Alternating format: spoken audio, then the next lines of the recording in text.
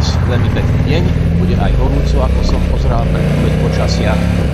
My máme natankované a pomaličky vchádzame do Českej republiky. Pamätám si časy, keď tu hranica žiadna nebola, keď sme boli jeden celkom slušný, na európske pomery aj relatívne veľký štát. Už ale čo sa dá robiť, sme teraz štáty 2. Takže našim najbližším cieľom je veterný mlyn Kuželov, ktorý je niekoľko minút cesty, je to pomerne blízko za hranicou, takže najbližšie už sa ozveme priamo, keď budeme na mieste, na parkovisku pred tým veterným mlynom.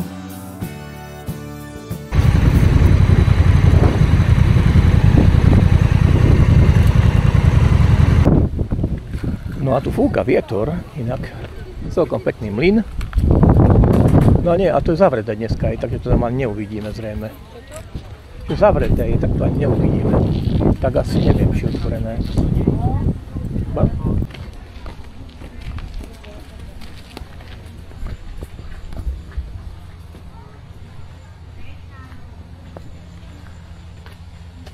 No.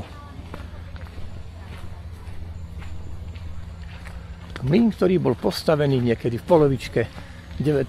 storočia a svoju činnosť ukončil po druhej svetovej vojne v roku 1946.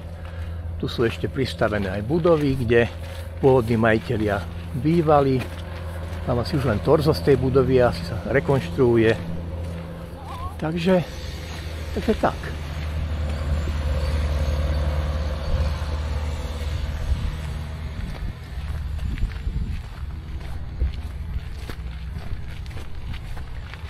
Typický kraj slovensko-moravského pohraničia, vršky na našej strane Lazy. No a vchod je asi stadeto.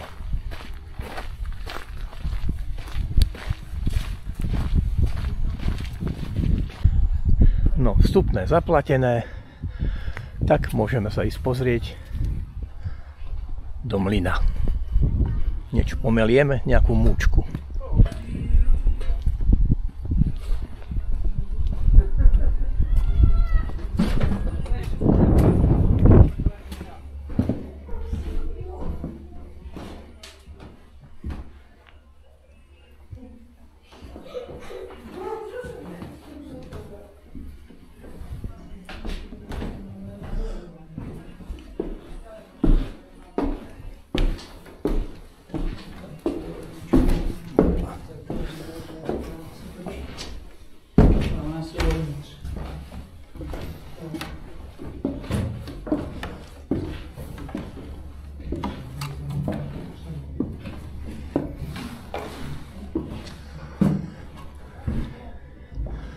No, sme hore. Mlynské koleso. Výhľad.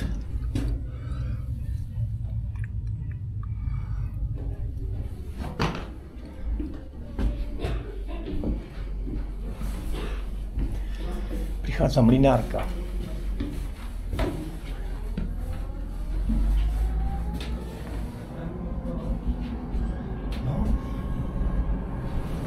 Tak, pekné to je. To je prvý mlyn, ktorý sme navštívili.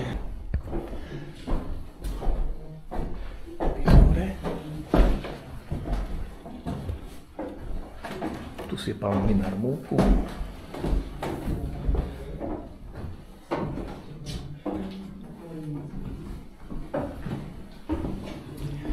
A tu sú vrecia.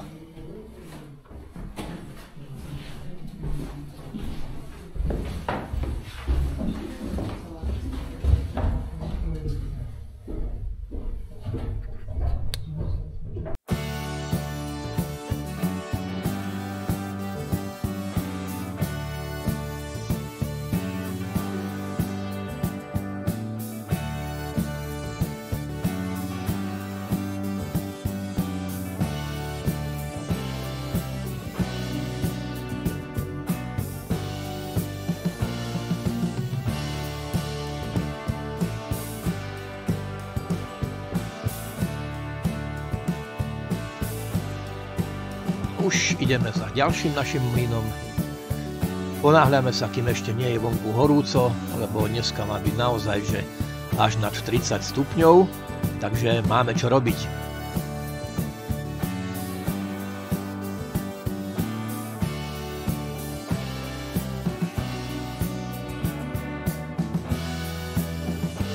Sme v obci Bukovany na Hodonínsku. Je to pomerne malá obec, má nejakých 670 obyvateľov, ale za to historicky je pomerne stará, prvé zmienky o nej sú už z roku 1131. Obec Bukovany vlastne samostatnosť ako takú získala až v roku 1990, kedy sa vyčlenila z obce Veľká Bystrica. Za obcov sa nachádza Bukovanský mlyn, ktorý si ideme pozrieť a predstaviť, a samozrejme je tam aj alej panovníkov, ktorú si teda chceme ozaj celú pekne prejsť a budeme to aj na videu vidieť.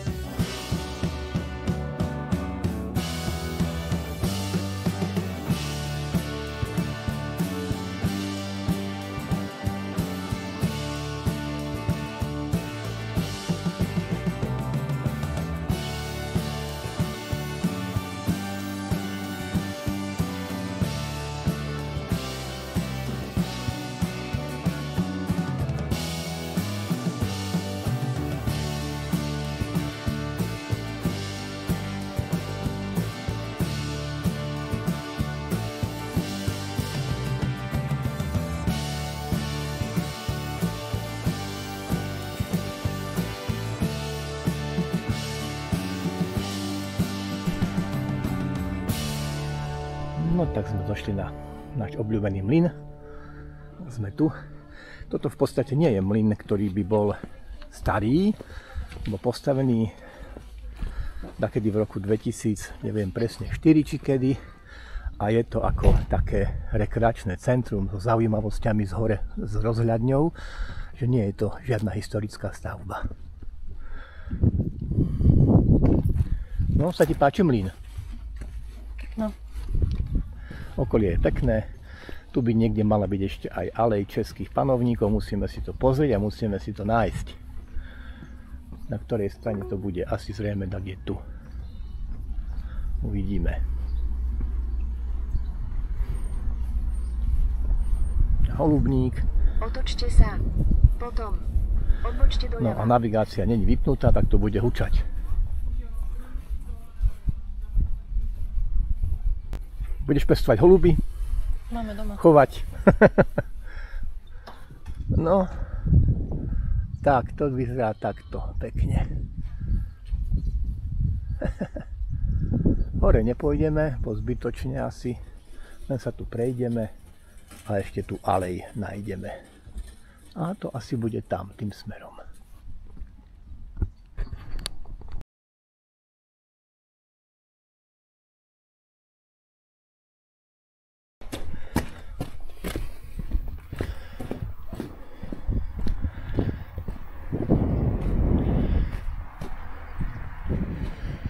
No, tak, pozrieme sa na nich.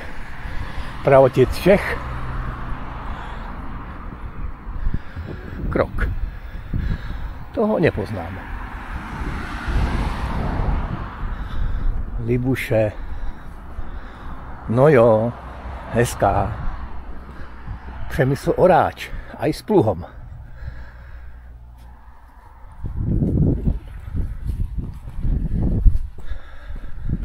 Nezamysl. S úlovkom. Mnata, tak toho tiež nepoznám. To bude niečo spoločné s rybami, keď tam má rybu.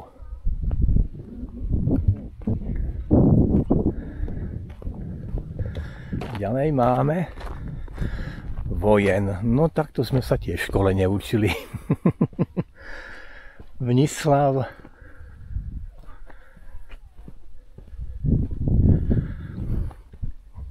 Křesomysl.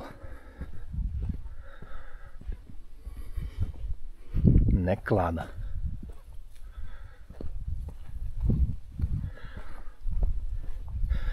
Hostivít. Sámo. No tak to bol zrejme franský kupec Sámo. Podľa rokov by to sedelo. Mojmír I, áno. Tak kde bude potom asi aj Rastislava Príbina. A tu je Rastislav.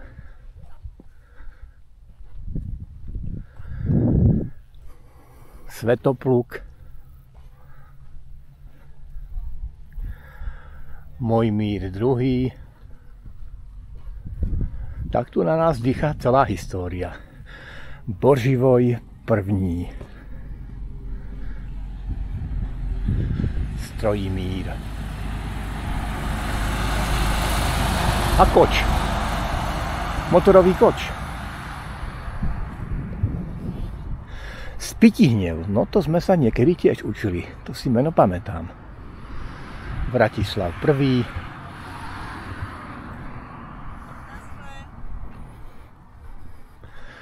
A tady je svatý Václav. Máš ho tam aj zmíněn. Boleslav I. No to je Boleslav. Boleslav II. A Boleslav III. Ryšavý. No vlasy nemá ryšavé. No ešte nás čaká hodne. Vladivoj.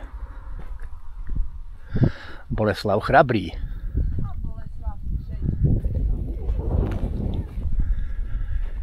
Jaromír. Jaromíre, to neděláš dobre s těma sírkama. To se ti jednou vymstí. Oldřich. Břetislav I. Spytihněv II. Vratislav II.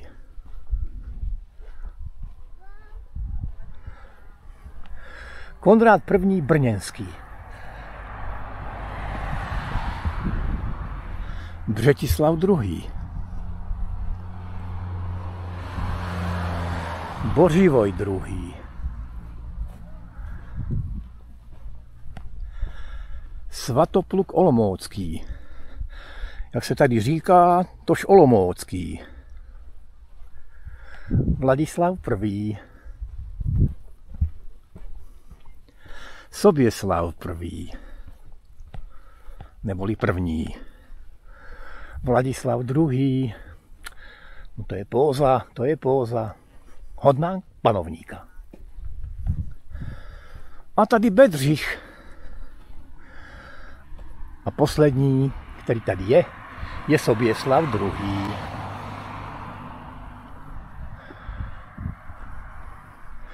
Tož, tak sme si pozreli všetkých panovníkov, ktorých tu majú. Ešte zrejme nejakí budú chýbať, lebo ich tak veľa nie je a bolo ich viacej. A scenéria je krásna. Okolie tiež. Bol to dobrý nápad sa prísť sem pozrieť. A v diaľke princezna Krasomila. Takže zatiaľ toľko a ozveme sa na ďalšom mlyne, ktorý bude už originál. Nebude už len takáto replika.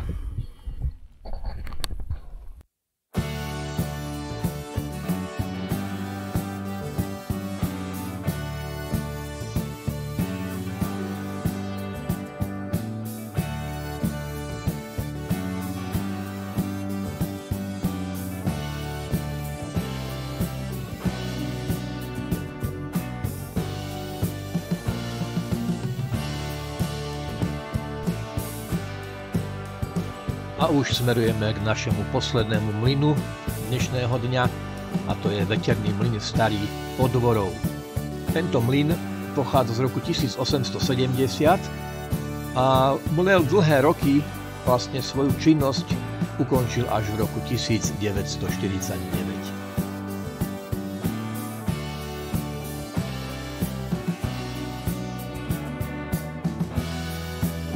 A už odbočujeme na odbočku, ktorá nás privedie na parkovisko k samotnému mlynu.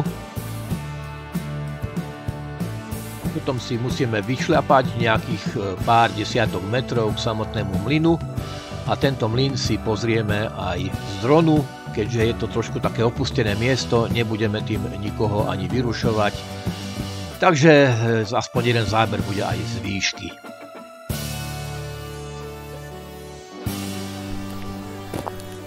Tak, tu máme ďalší mlyn.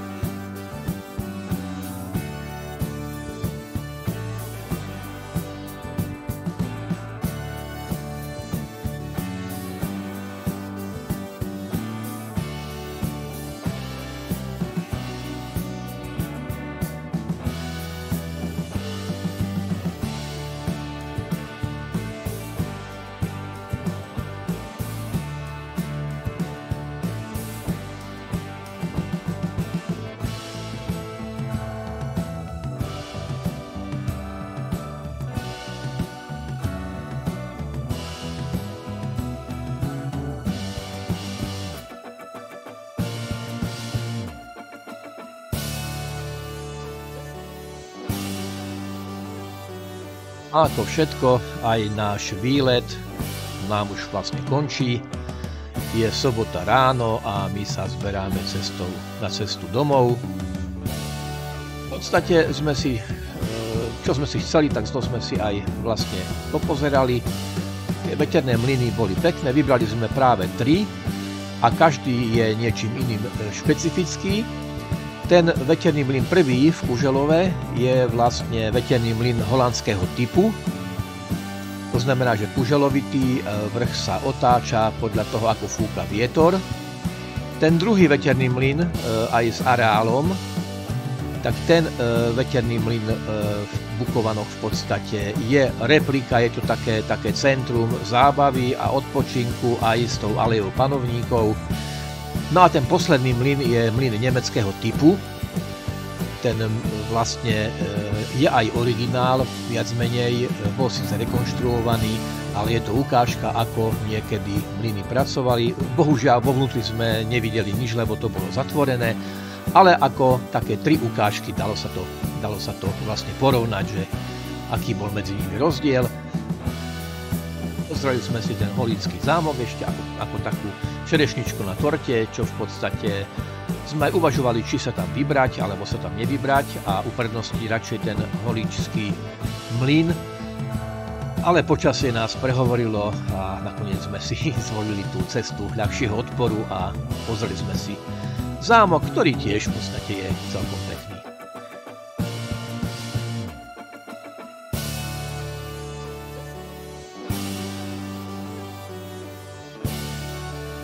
Nedá mi sa ešte nevrátiť k tej aleji českých panovníkov. Je to niečo jedinečné, čo som ešte vlastne nikde nevidel, ani o tom nepočul, že by takéto niečo v nejakej krajine bolo.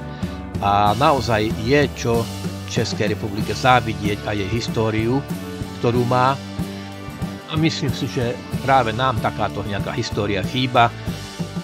Vlastne od čias Veľkej Moravy nemali sme nejaký samostatný štát ani nejakých vládcov, pokiaľ neberieme Uhorsko. No a tak to potom aj vyzerá, že keď si idú voliť Slováci nejakú osobnosť najväčšieho Slováka, tak sa tam dostane bývalý komunista normalizátor a zbojník. No, tak je to smutné.